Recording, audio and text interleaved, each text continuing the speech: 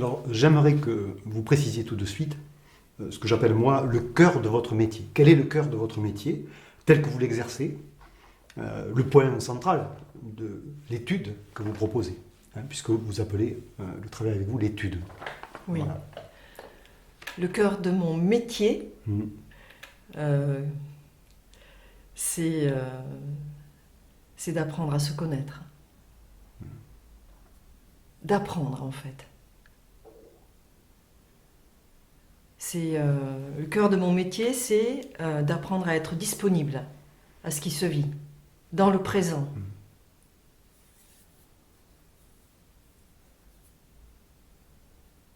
Donc, donc de voir combien on n'est pas disponible.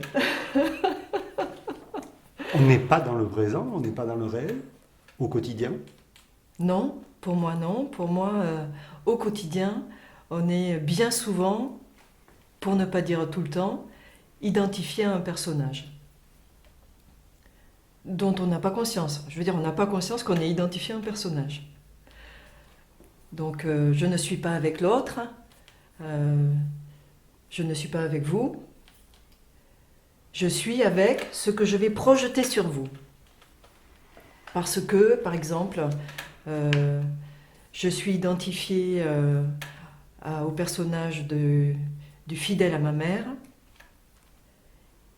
Donc, vous êtes un homme. Et le personnage fidèle à ma mère me dit que les hommes, comment dire, qu'est-ce qu'il pourrait dire, mon personnage fidèle à ma mère? Je crains le pire. On ne peut pas leur faire confiance.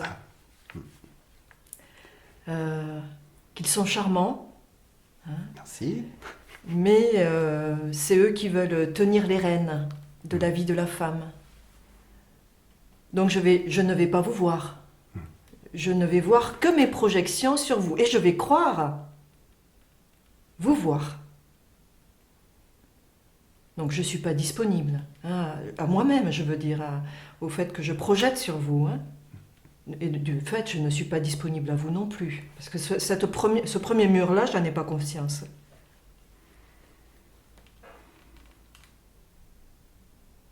À partir du moment où je commence à avoir conscience de ce mur, tiens, je projette sur cet homme les croyances de ma mère, donc, et de mes mères, je peux dire ça aussi. Oui.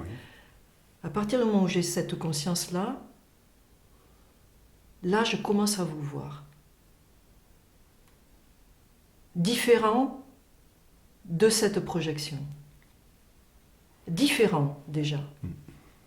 Je ne sais pas si je vous verrai, hein.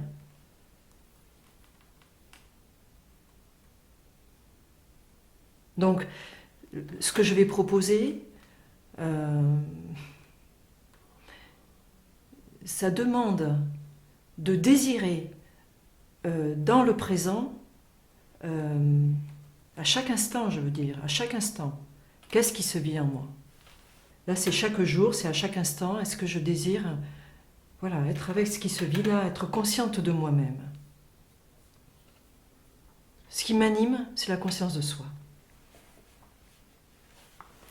Donc, d'une manière générale, je peux en déduire que les personnes qui viennent vous voir ont toute cette envie-là qui les anime de mieux se connaître, de se connaître. Oui. Oui, parce que